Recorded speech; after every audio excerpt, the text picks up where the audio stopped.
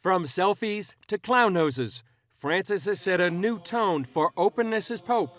One report says he's taken the papacy out of the palace and to the streets. I think that this has kind of taken the world by surprise because he's been so direct, so unapologetic. He is full of joy. He seems to love God and all of God's creatures. Pope Francis will bring that openness here to Jerusalem on May 25th and 26th.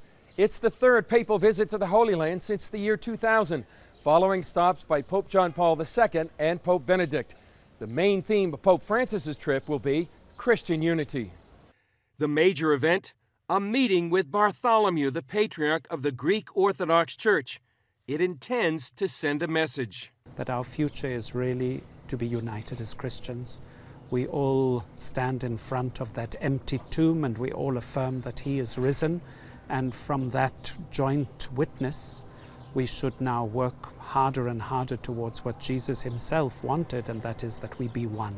Some Jewish leaders say the visit builds on the growing relationship between the Jewish people and the Vatican. The last three popes have been unqualified friends of the Jewish people, and now we have a pope who, as a cardinal, was known to have had such close relationships with the Jewish community in Buenos Aires. And there's never ever been a pope who's had such intimate experience of the Jewish community, sure. Pope Francis will also visit the Western Wall, the Yad Vashem Holocaust Memorial, and meet with Israel's president and prime minister.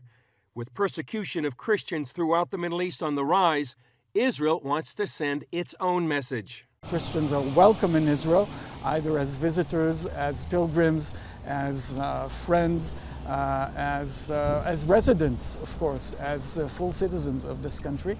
And through this welcome message, we would like to emphasize the values of tolerance, of understanding, and of dialogue. Pope Francis won't be in the Holy Land long, but many hope the goodwill generated lasts a long time. I think what he'd like to accomplish is to show that the Church, the Catholic Church, and the whole of the Christian world is an element in this part of the world that really preaches a gospel of good news. Chris Mitchell, CBN News, Jerusalem.